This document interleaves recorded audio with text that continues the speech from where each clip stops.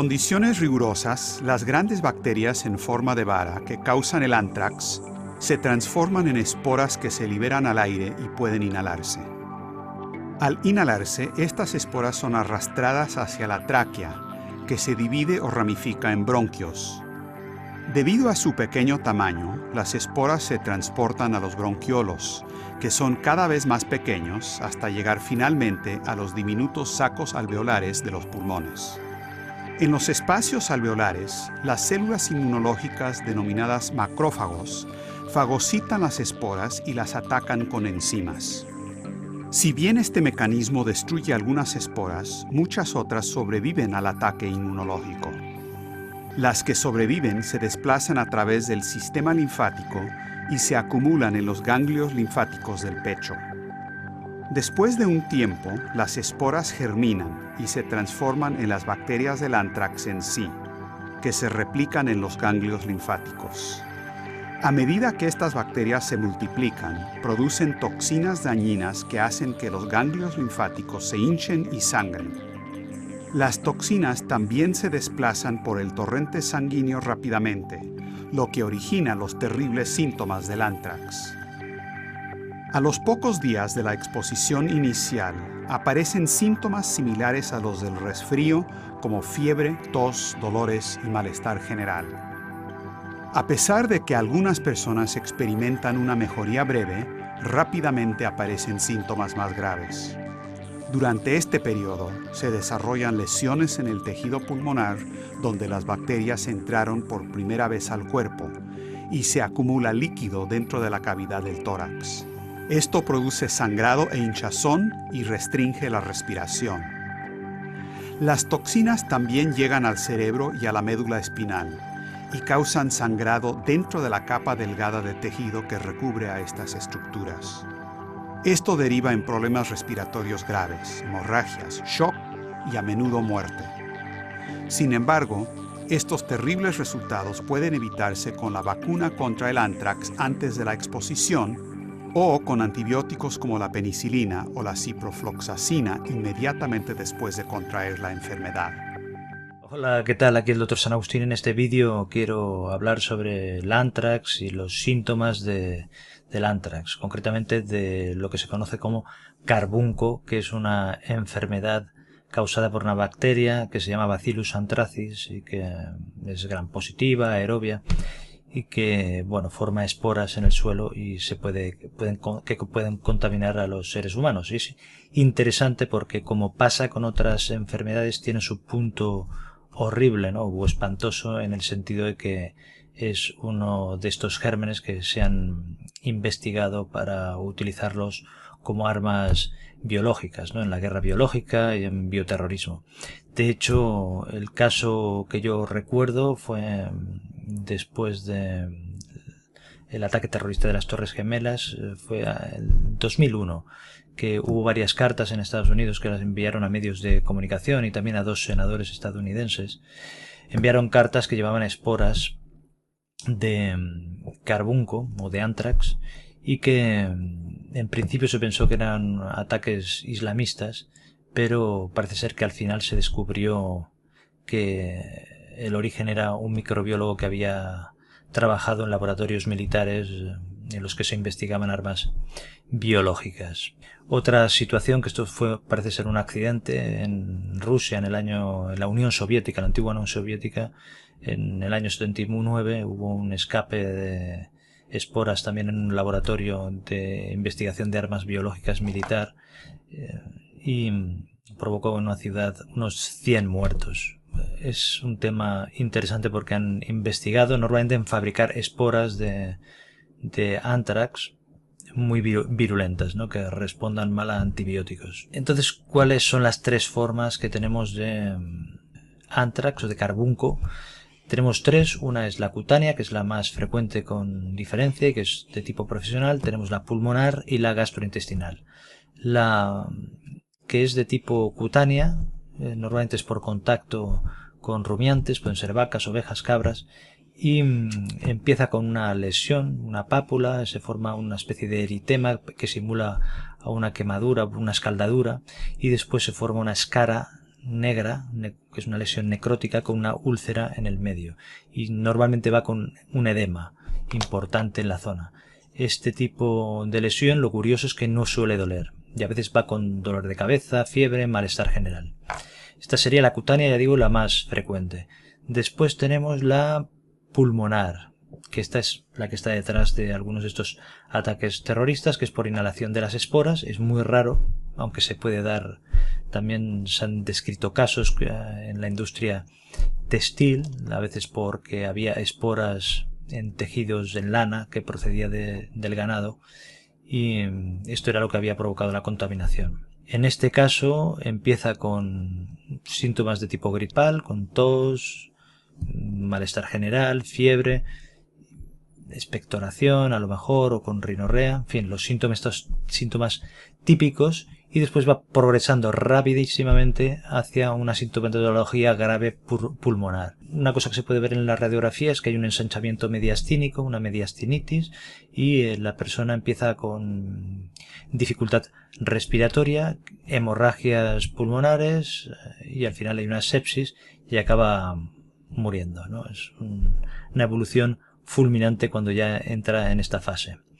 Y después tenemos el tipo gastrointestinal, que este es también muy raro, que a veces es por consumir alimentos de un animal enfermo que está muerto, que no se quiere desperdiciar, se quiere aprovechar, y han consumido carne contaminada. Normalmente la sintomatología es una sintomatología digestiva como una gastroenteritis normal. Lo que pasa es que puede evolucionar muy mal y acabar causando también la muerte.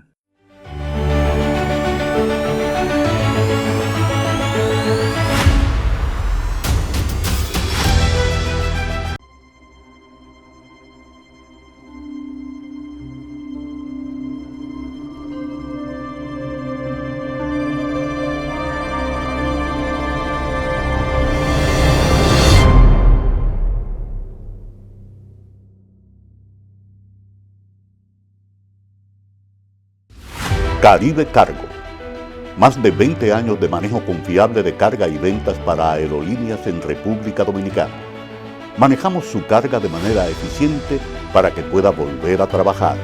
Brindamos manejo seguro de carga en todos los aeropuertos dominicanos. Venta y reserva de carga exclusiva para las aerolíneas que representamos en República Dominicana. Caribe Cargo. Volamos para servir.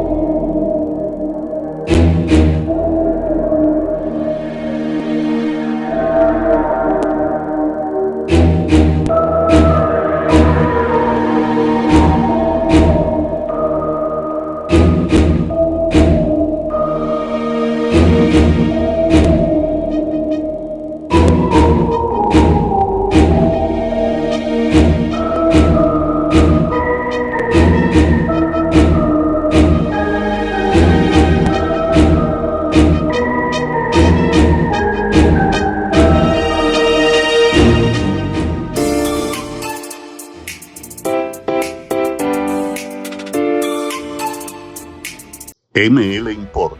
Importadores y exportadores. Calle Sánchez Valverde, número 45 en Villa Consuelo, Santo Domingo, Distrito Nacional. Teléfono 809-684-6183. ML Import.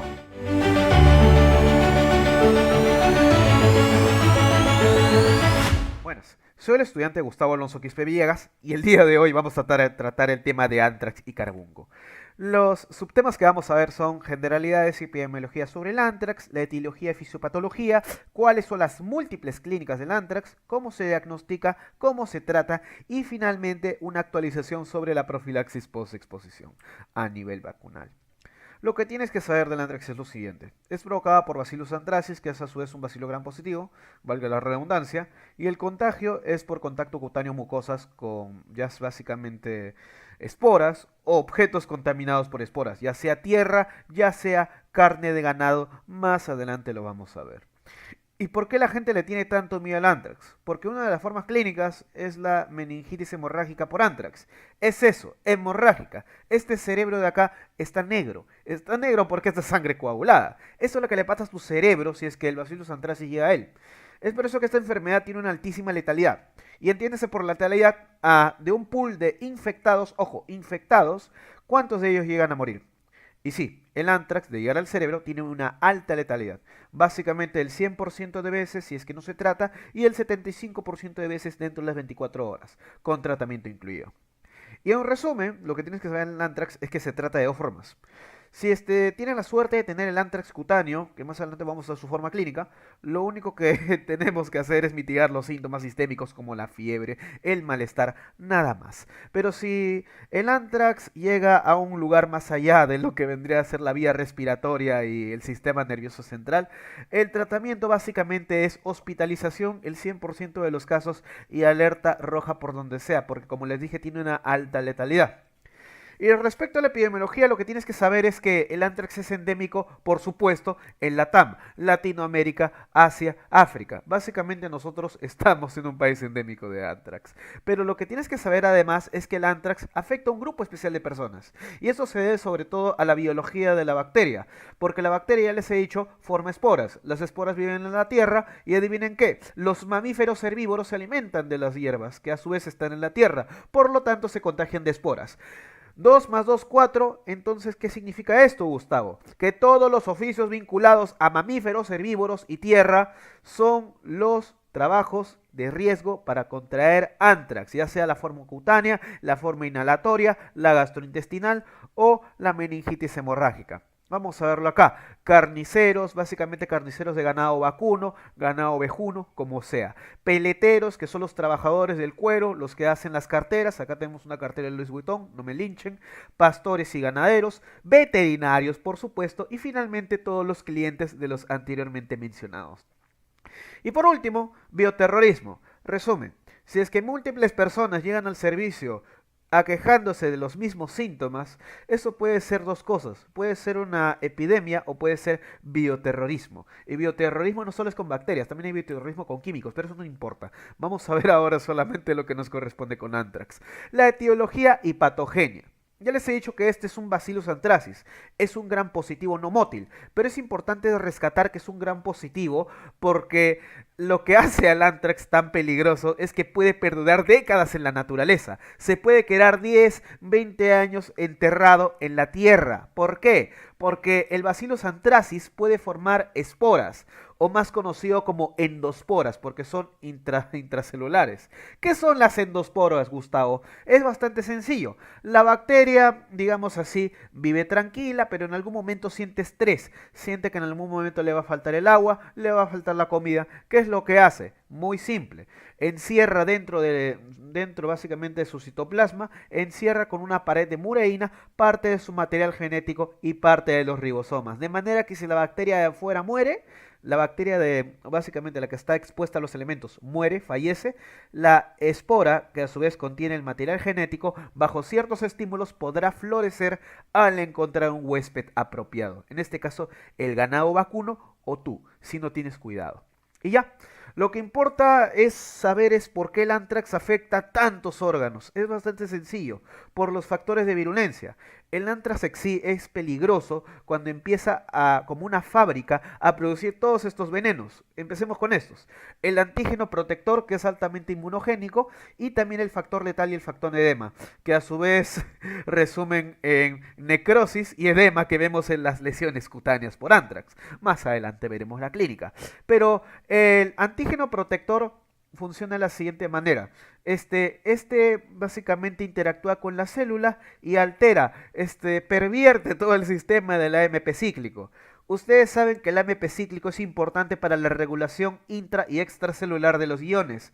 No obstante, si es que yo altero el AMP cíclico de manera que se produce en exceso, este segundo mensajero, por obra y gracia de la adenilato ciclasa, se produce en exceso y no hay un feedback negativo o que retroalimente este excedente de AMP cíclico, ocurren síntomas muy curiosos que se pueden resumir en edema y necrosis. ¿Saben por qué? por el que el influjo excesivo de AMP cíclico altera la conducción de los iones.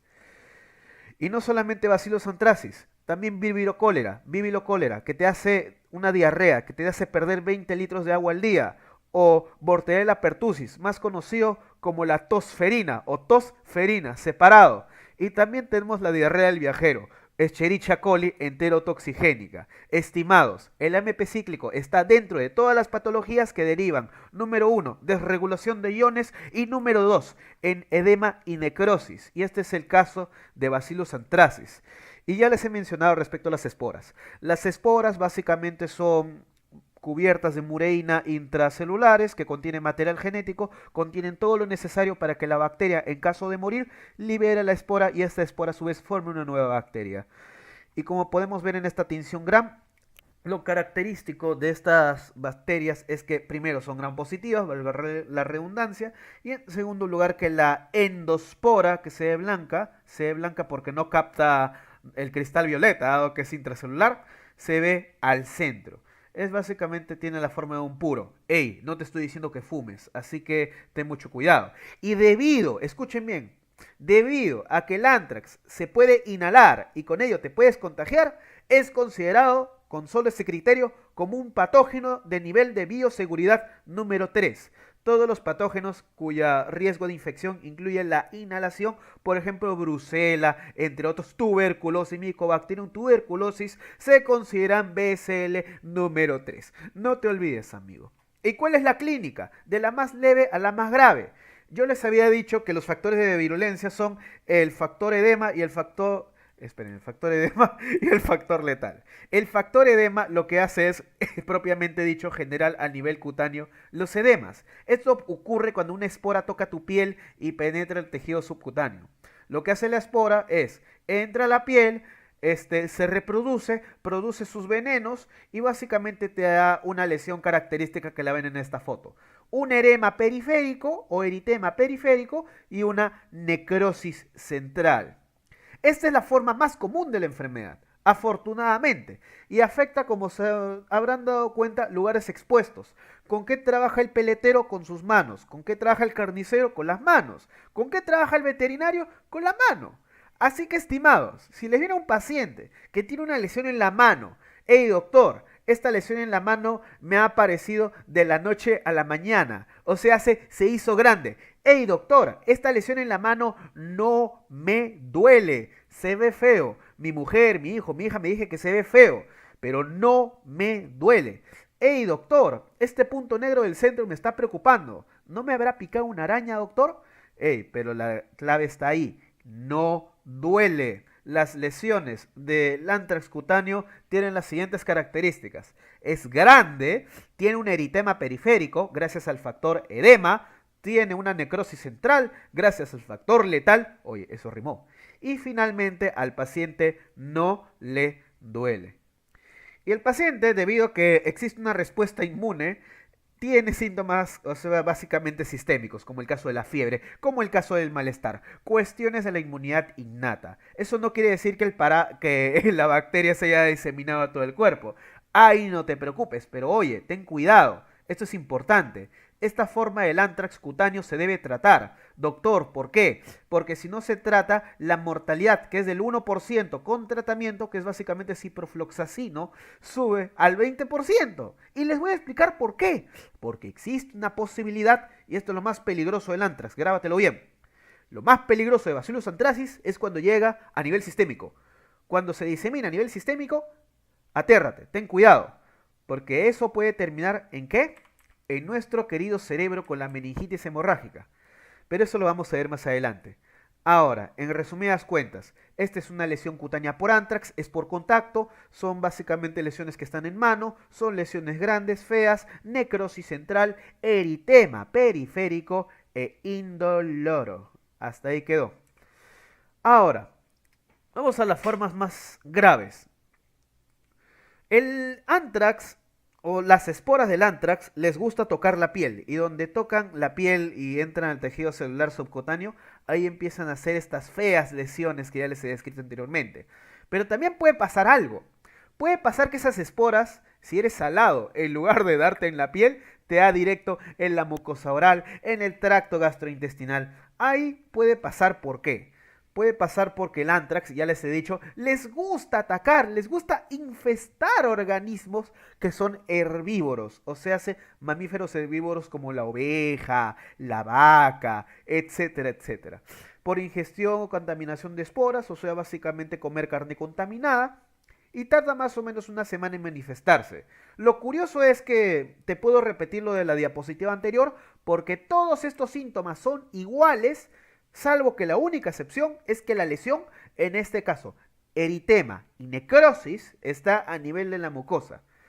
Y otro detalle, es infrecuente que provoque diarreas. Caso curioso, dado que les he comentado que la desregulación del MP cíclico, como el caso del cólera, te da diarrea, pero acá no. Acá lo que más importa es el factor edema y el factor letal, en la forma cutánea y en la forma gastrointestinal. Ahora dejamos la forma gastrointestinal atrás. Y ahora vamos a las peores formas de anthrax, las que básicamente servirían para provocar terrorismo biológico. La forma inhalatoria. En lugar de tocar espora con tu mano o comer carne contaminada, lo que hace simplemente es abrir un sobre. Esto ha pasado más o menos a inicios del año 2000. Abres un sobre y un terrorista biológico, te pone esporas para que las inhales. Básicamente inhalas esporas. Cuando inhalas las esporas del anthrax, aquí hay un problema muy serio. ¿Por qué? Porque una de las principales formas de los microorganismos patógenos de llegar a la sangre es mediante el pulmón. Lo que sucede es que cuando las esporas del anthrax entran en los alvéolos, la barrera alveolo-capilar, que es básicamente, no es exactamente una barrera gruesa que digamos, y fisiológicamente tiene que ser así, deja pasar estos bacilos, estas esporas y sobre todo sus toxinas, y se ubican ¿dónde? A nivel de los ganglios mediastinales. Esto de los ganglios mediastinales es importante, les voy a explicar por qué. Porque una de las principales características clínicas del anthrax inhalatorio es la mediastinitis. ¿Y la mediastinitis por qué pasa? Por la proximidad entre los ganglios mediastinales, donde el anthrax ingresa y empieza a hacer diseminación. Hay dos enfermedades que yo sé que te pueden hacer sospechar al ver mediastinitis. Una de ellas es el anthrax y otra de ellas es histoplasma. Pero acá estamos hablando de pacientes inmunocompetentes, acá estamos hablando de pacientes sin otros antecedentes más allá de haber sido veterinarios, de haber sido granjeros o haber sido pastores, etcétera, etcétera. Acá tú ves mediastinitis con ensanchamiento y hemorragia, porque recuerda, el factor letal, el factor edema, ¿qué es lo que te hacen hacer? Sangrar. ¿Y qué es lo que ocurre acá a nivel del mediastino? El mediastino sangra. Y ya vámonos a la parte ya más cronológica. El anthrax inhalatorio, o básicamente el anthrax sistémico, si quieren un resumen, tiene dos fases. La fase 1 es la fase prodrómica, o sea, 4 o 5 días, donde el paciente tiene síntomas similares a la influenza. Empieza también a toser sangre, así que ten cuidado con confundirlo con TB. Y de vez en cuando le duele la garganta. Esa es una cosa. Tú, alguna vez en tu vida te ha dado gripe, pero no te has muerto por ella, no te has sentido tan mal por una gripe. Adelante, hermano. El problema es la fase 2. Luego de la fase prodrómica llega la bacteriemia, que es básicamente el bacilo llega a tu torrente sanguíneo. Y esto es GG, esto es fulminante, porque puedes acabar intubado, puedes acabar en shock. Eso es lo más peligroso de la forma inhalatoria, sobre todo por el peor desenlace que es la meningitis hemorrágica, que está en la siguiente diapositiva. Pero lo que nos preocupa no es la bacteriemia, sino la fase prodrómica, porque un buen clínico que identifica los antecedentes y diferencia una influenza de una enfermedad que tiene síntomas flu-like, se va a fijar en lo siguiente. La influenza, o lo que me hace sospechar de influenza, sería la rinorrea y la faringitis, que se resume en que tu nariz se vuelve un caño y que te empieza a doler la garganta. Hasta ahí todo bien. Sin embargo, lo que aleja la posibilidad que sea influenza y lo que acerca la posibilidad que sea anthrax son vómitos, náuseas, estado mental alterado, en otras palabras, cuando empiezas a perder la noción del lugar, el tiempo y la persona en ese orden, la cianosis Y otras alteraciones, por ejemplo, la hemoconcentración, que es producto claro de la deshidratación. Tú sabes muy bien qué pasa cuando en una solución el solvente es menos y el soluto es más. Dejémoslo ahí. Ahora vamos a la peor forma del anthrax. Esto es el motivo por el cual el anthrax es considerado un arma biológica, la meningitis por anthrax. Lo que tienes que saber es lo siguiente, ya te lo dije en la primera diapositiva, mata un 75% de veces en las primeras 24 horas, con tratamiento. ¿Sabes por qué? Porque cuando el anthrax llega al LCR, al líquido cefalorraquídeo, y llega al parénquima cerebral, empieza a hacer estragos, lo hace sangrar. El factor edema y el factor letal convierten a un cerebro blanco y sano en negro y enfermo, como ustedes pueden ver en la siguiente diapositiva. Esto es una imagen real. Acá ustedes pueden ver un cerebro lleno de sangre, esa aracnoides llena de fluidos sanguíneos ahí que la hacen negro porque ya coaguló. Y este líquido cefalorraquídeo, porque esta es una foto no de un frotis, esta es una foto de un LCR. Acá ustedes ven abundantes polimorfonucleares, acá ustedes ven la característica forma basilar en forma de puro de nuestros queridos Bacillus anthracis, y acá ven dos eritrocitos. ¿Por qué? Sí, hermano, porque cuando tú haces una punción lumbar, en el caso de una meningitis hemorrágica por anthrax, el frasco te va a salir así, te va a salir rojo. Lo puedes confundir incluso con una hemorragia subaracnoidea o con una punción traumática. Esto es lo que puede pasar, o sea, si es que al tubo de LCR la situación es así, es poco difícil imaginar cómo está la situación ahí arriba, para que te hagas una idea por qué es tan peligrosa la meningitis por anthrax. Y debido a esto, por supuesto, ocurren, claro, delirio y coma rápido. El paciente básicamente pasa de un Glasgow 15 a un Glasgow, no sé, 5 por ahí. Crisis convulsivas, compromiso de pares craneales porque afecta a todo, compresión, sangre por todos lados. Y probablemente la muerte. Si es que no se trata, la mortalidad, bueno, la letalidad es 100%. Es decir, se trata o se muere. No hay otra alternativa. Acá ustedes son testigos de lo que le hace la meningitis por anthrax a un cerebro. ¿Cómo se diagnostica el anthrax? Es bastante sencillo. La clínica y la epidemiología, porque los exámenes de laboratorio o son muy específicos o son poco sensibles. En el caso de la clínica y epidemiología es preguntar antecedentes. Estimado, estimada, tú trabajas con animales, tú trabajas con ganado. Estimado, estimada, tú trabajas con cuero, tú trabajas con lana. Así pregunta. Orienta la forma parte del anthrax que se estudia. Por ejemplo, una persona que trabaja, que es peletero, que hace carteras, probablemente su mano se va más a anthrax que a una picadora de araña, ¿no crees? Que loxocelismo, entre otras palabras. Y según el tipo de clínica, porque es importante también tomar muestras si quieres confirmar el diagnóstico presuntivo, puedes utilizar, en el caso de estas lesiones cutáneas que ya sabes, necrosis central, edema periférico e indolorabilidad.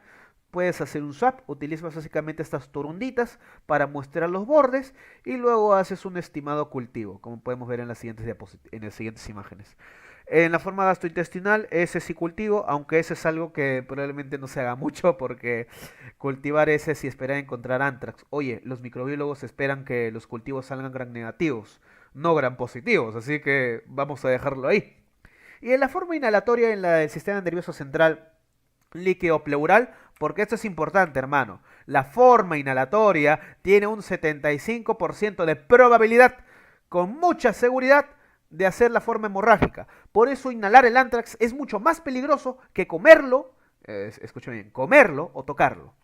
Y ya está, sangre y líquido pleural. Ahí haces el estudio microbiológico que consiste en un cultivo en agar sangre y a nivel microbiológico, las colonias tienen una característica forma de cabeza de medusa o de huevo revuelto. Así son las colonias, son blancuzcas, tienen bordes irregulares y cuando tú pasas el asa de siembra y la intentas levantar, acá hay un fenómeno básicamente llamado templanza. Esto es un fenómeno donde las colonias son un poco duras, son como plástico, de manera que hacen esta forma al levantar el asa de siembra. Y si tú eres agorero o agorera y quieres ver malos pronósticos, pide un hemograma. Como ya te he dicho, y no solamente un hemograma, también un montón de otros exámenes. Por ejemplo, la hemoconcentración. Es decir, cuando el riñón, ya sabes, empieza a trabajar mal. Cuando la sangre empieza a volverse más viscosa, tú sabes muy bien. O la leucocitosis. Esos son malos pronósticos de anthrax.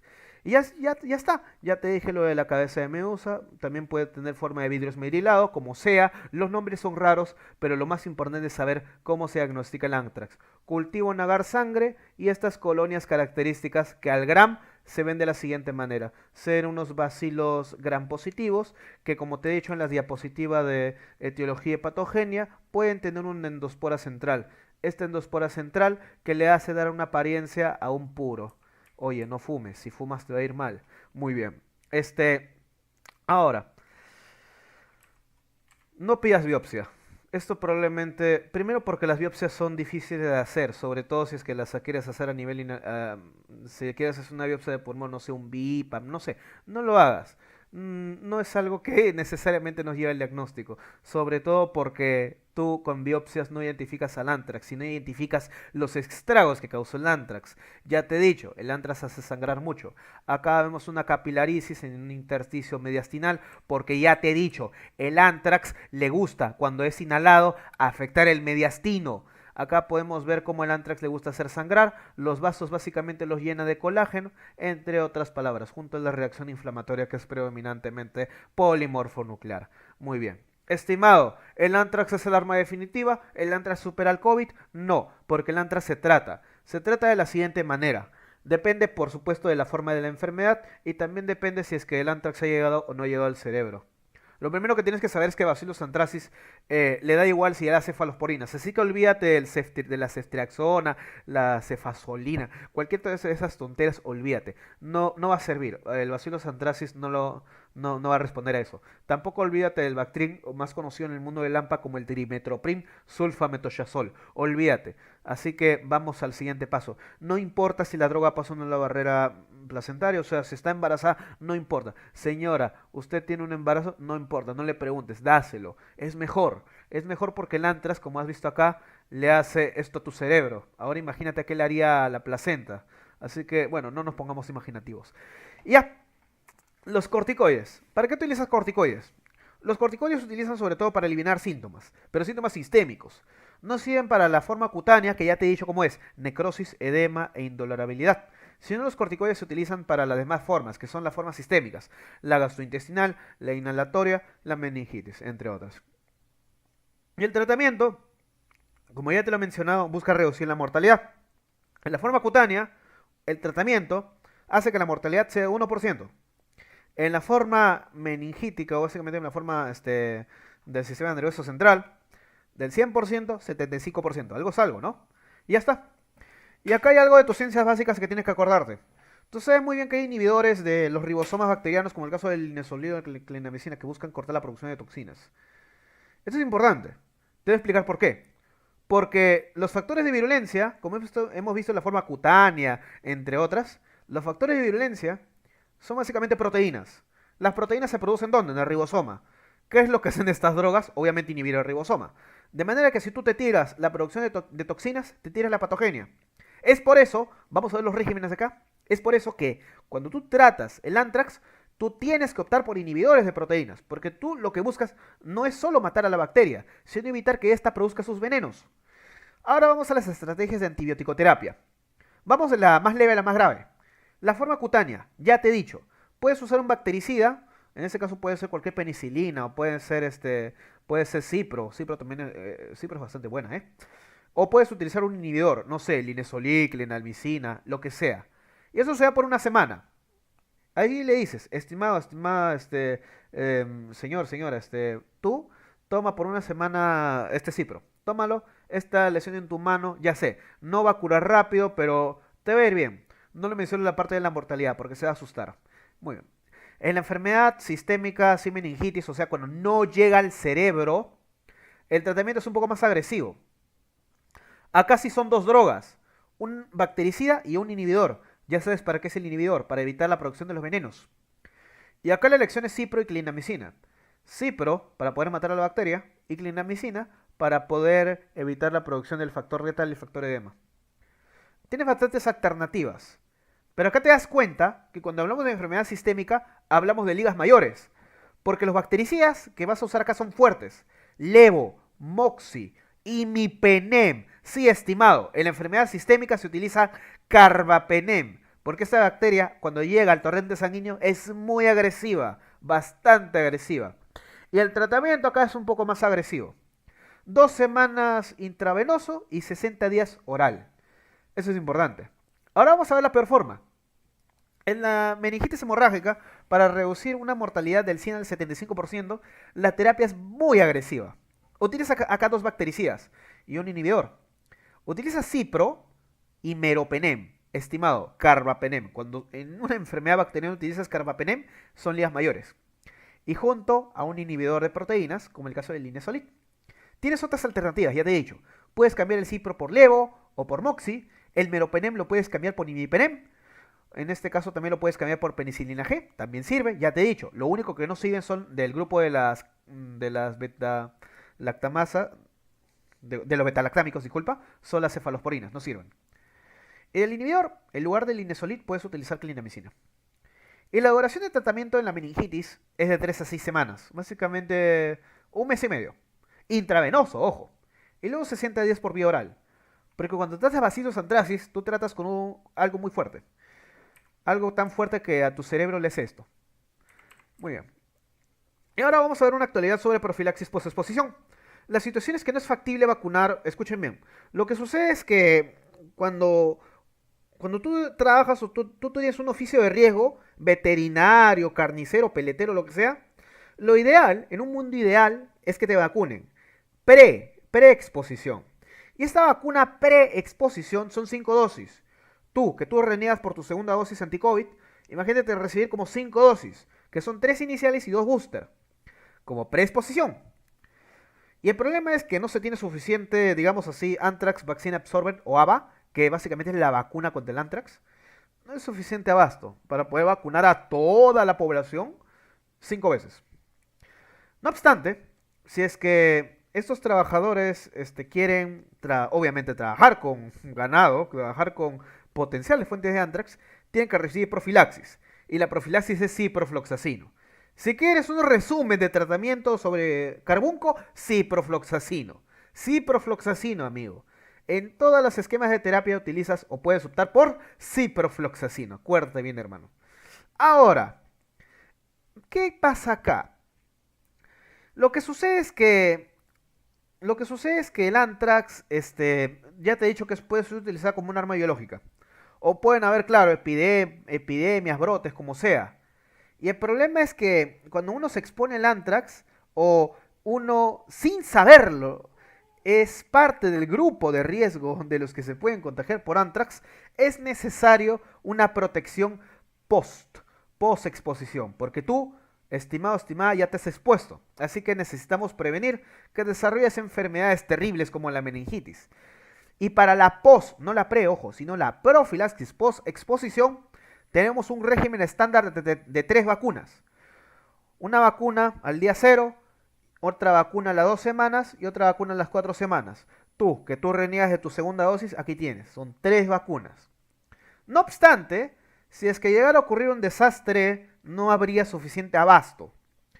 Ni siquiera con 5 vacunas hay abasto. Ni siquiera con 3 vacunas hay abasto, ¿cómo habrá abasto con 5 vacunas? Ya. El esquema estándar son 3 dosis. Pero hagámonos la pregunta. ¿Es posible, a nivel de la post-exposición, es posible utilizar un régimen alternativo que me consuma menos vacuna? Y ojo, si me consume menos vacuna, ¿podré vacunar más gente? ¿Podré salvar más vidas? La respuesta es sí. La CIP lo que hizo fue lo siguiente. Hizo una investigación sobre propuestas de profilaxis vacunal post-exposición y lo que encontró fue lo siguiente. Encontró 2 soluciones. La solución número 1 es omitir básicamente la dosis de la semana 4 o de la semana 2. O sea, en lugar de 3 vacunas, solamente te pones 2. Y la segunda solución es que en lugar... te vacunas 3 veces, ¿ya? Te vacunas 3 veces, pero te vacunas con la mitad del frasco. Básicamente es eso, o sea, la mitad de la dosis. Esas son las 2 soluciones. De esta manera, yo podré disponer de más vacuna, de más AVA, para más gente. Ahí se dan cuenta de la importancia de la investigación. Bienvenidos a SOCIMED. Ahora les voy a traer un clásico, un caso clínico para poder cerrar este asunto. ENAM 2023-48. Varón de 40 años de edad, consulta por la aparición del brazo derecho, de una lesión papulosa de 3 centímetros, prurítica, indolora, no le duele. Le tocas, le dices, oye, no, oye, ¿qué pasa acá? Esto más parece un maquillaje que una lesión de verdad, ¿eh? Que progresa con la formación de vesículas, evolucionando a costras, edema y vesículas moradas. Su ocupación: crianza de ganado lanar, o sea, se dedica a criar ovejas, y vacuno, se dedica a criar vacas, en la zona rural de Guaral. No tiene fiebre. Sus signos vitales, por lo que vemos acá, son estables. ¿Y la recomendación terapéutica cuál es? Vamos a ver lo siguiente. Pensemos lo siguiente. Si fuera una persona común y corriente, de las lesiones que podrían provocar edema, vesículas moradas, etcétera, etcétera, necrosis, se me ocurre antrax, se me ocurre loxocelismo, se me ocurre hasta ofidismo, un montón de lesiones que pueden provocar necrosis. Pero tiene un antecedente. Es un pastor. Es un pastor de ovejas y un pastor de vacas. Así que, ¿qué hacemos, estimados? ¿Qué pensamos? Aparte, ¿este video de qué trata? Antrax. ¿Qué es lo que les he dicho en las diapositivas anteriores? Si nada del régimen te ha entrado en la cabeza, lo que tiene que entrarte es la palabra con C, ciprofloxacino. Es más, la clave C de ciprofloxacino, 200 miligramos endovenoso cada 12 horas. Acá está la cura. La curación diaria y aplicación tópica de furacin no va a servir. Tampoco la sesión quirúrgica de la lesión, porque, dato, estas lesiones necróticas del antrax se caen solas, se curan solas, pero ojo, si te tratas es para evitar que el bacilo llegue a tu torrente sanguíneo y te da el cerebro un desastre. La acetilcefuroxima no. ¿Sabes por qué? Porque el antrax es impermeable a las cefalosporinas, así que no lo uses. Y la micacina no. ¿Por qué la micacina no? Esto tiene más que ver con microbiología. Tú sabes bien, hermano, que la bacteria gram positiva tiene 2 capas de mureína. Y la micacina es una molécula relativamente grande. Me corrijo. Los bacilos gram positivos tienen una capa, solamente una capa de mureína, solamente una. Pero es una capa muy gruesa. Es una capa tan gruesa que impide el acceso de una molécula tan grande como la micacina. Es por eso que la micacina se utiliza más en gram negativos, dado que los gram negativos tienen 2 membranas. 2 membranas y una mureína muy delgada. Y estas 2 membranas tienen canales donde pasa la micacina. Pero en el gram positivo no. El gram positivo tiene una pared muy gruesa de mureína y es por eso que la droga no puede pasar. Por eso es que si utilizas amicacina en un gram positivo, estás perdiendo el tiempo. Así que la recomendación terapéutica sería C, ciprofloxacino, 200 miligramos endovenoso cada 12 horas.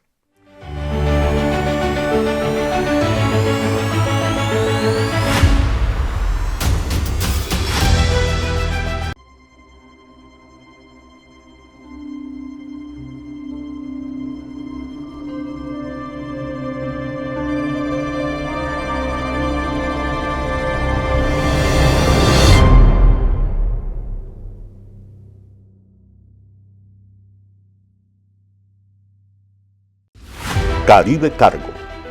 Más de 20 años de manejo confiable de carga y ventas para aerolíneas en República Dominicana.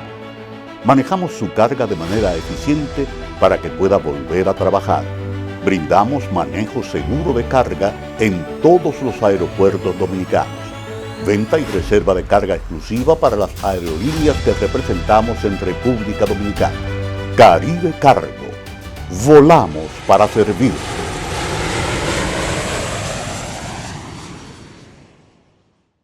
ML Import. Importadores y exportadores. Calle Sánchez Valverde, número 45 en Villa Consuelo, Santo Domingo, Distrito Nacional.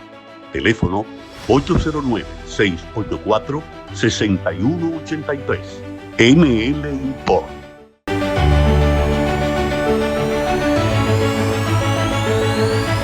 El antrax es una enfermedad bastante vieja, conocida incluso desde antes de Jesús, que es producida por una bacteria. Una bacteria que, bueno, nosotros los infectólogos conocemos, gram positiva anaeróbica, que afecta básicamente a los animales. Es una enfermedad de los animales. Vaca, chivo, caballo, cerdo. Accidentalmente la misma puede pasar de un animal a los seres humanos, sobre todo de esas personas que trabajan, que tienen contacto directo con esos animales, entonces puede saltar del animal al ser humano. Básicamente ese es el principal mecanismo de infección.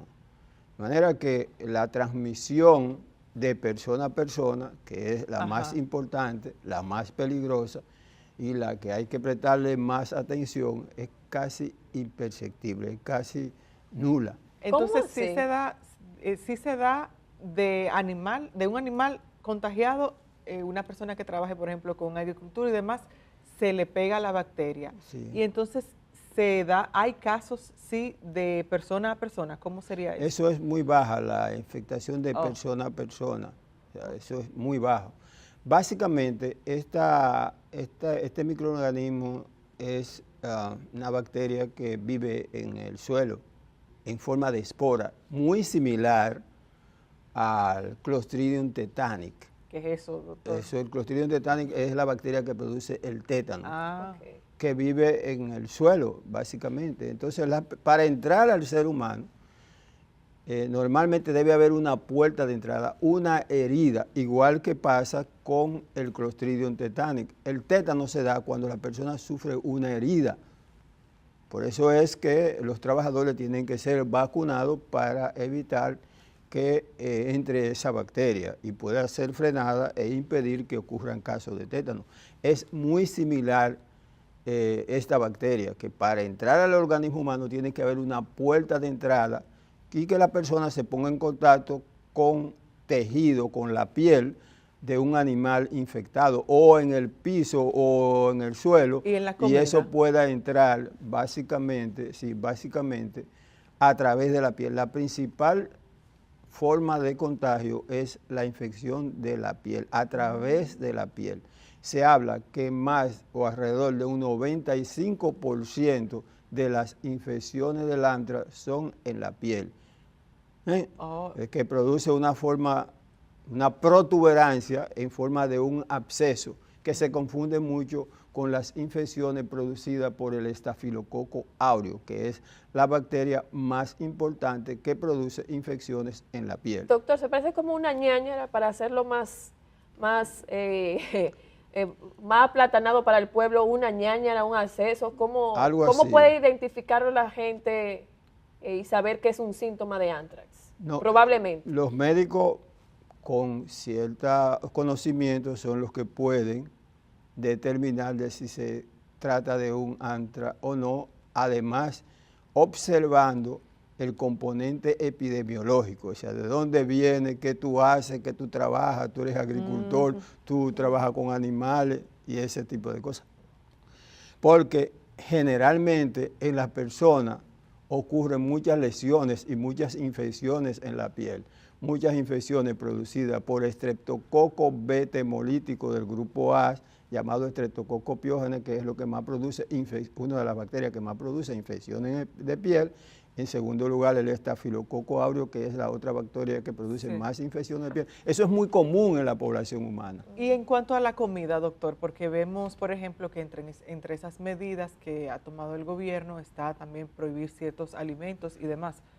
¿Podría decirse que si yo consumo la carne de un animal infectado a través de la vía digestiva, también se me pueda contagiar? Sí, sobre todo si esos tejidos están afectados por esa bacteria produce una exotoxina también, y esa exotoxina se ingiere y esa produce una afección gastrointestinal. Esa es la forma más común de la infección gastrointestinal, porque son tres básicamente: la de piel, que es más alrededor del 95%, la respiratoria y la gastrointestinal. La mayoría de los casos de anthrax es en la piel que se da. Claro, hay una historia del jefe, Rafael Leonidas Trujillo, de que sufrió anthrax, sí, en 1940, y fue tratado por el doctor Darío Contreras, que había llegado recientemente de hacer sus estudios fuera del país, y la esposa de Trujillo la mandó a buscar de manera compulsiva porque el jefe estaba mal. Y entonces Darío Contreras lo operó y lo curó de esa infección por anthrax. ¿Por qué? Porque Trujillo era un presidente que le gustaba mucho la caballería. Él vivía montado en caballo y prácticamente ese era su hobby. Entonces parece que se puso en contacto con algún caballo que trajeron de fuera, que estaba infectado por antrax, y entonces se le pegó la enfermedad. Y además de esa llaga que aparece en la piel, ¿qué otro síntoma me daría a mí a entender que yo tengo antrax? Bueno, ese es uno de los más comunes, la lesión en la piel. La bacteria puede entrar en el organismo y producir una septicemia. Y entonces el cuadro clínico ya es mucho más grave, el paciente tiene fiebre, tiene malestar general, se puede chocar, puede tener manifestaciones clínicas de choque y de septicemia, de gravedad, pero eso son los casos menos comunes en ese sentido. El otro, incluso, que tenemos el conocimiento, fue el atentado terrorista que se dio en los Estados Unidos, donde enviaron a través de carta esporas de antrax, y esas esporas son las responsables de producir la infección respiratoria. No es la bacteria per se.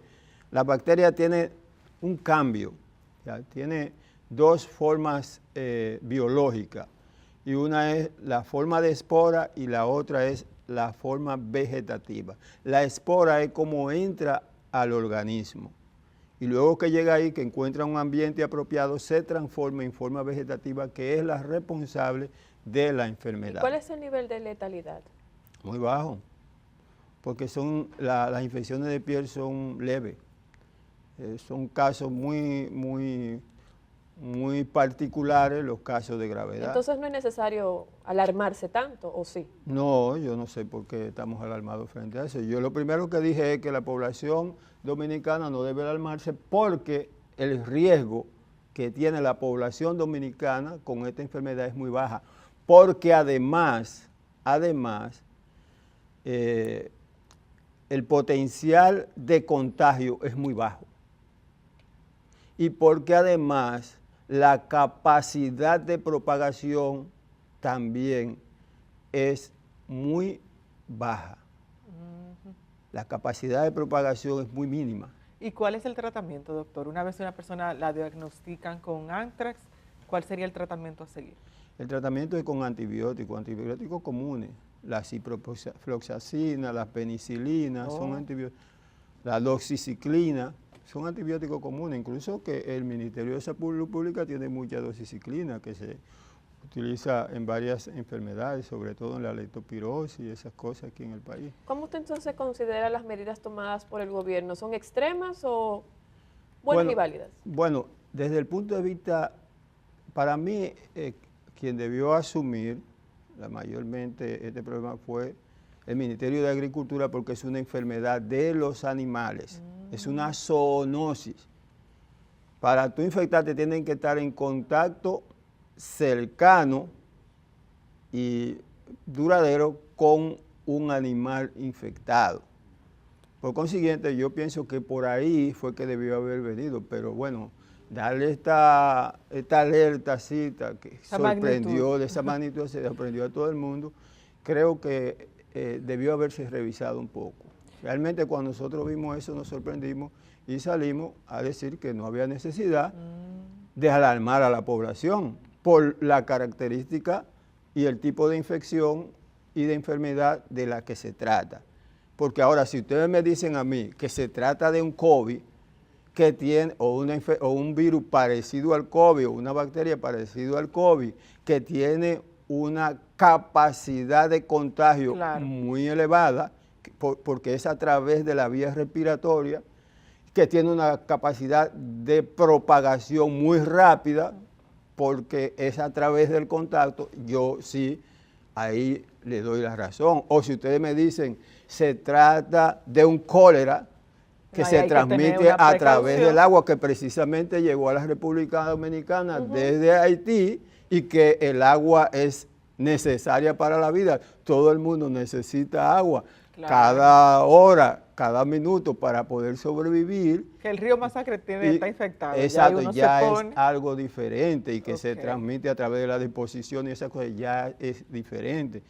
Cuando usted evalúa una enfermedad tiene que apoyarse en varios elementos básicos. En este caso, cuando se trata de contagio, de transmisión y de riesgo, tiene que apoyarse en el mecanismo de contagio y en la capacidad de contagio de ese agente infeccioso. Y no sabemos por qué no se valoró eso antes de dar esa alerta epidemiológica.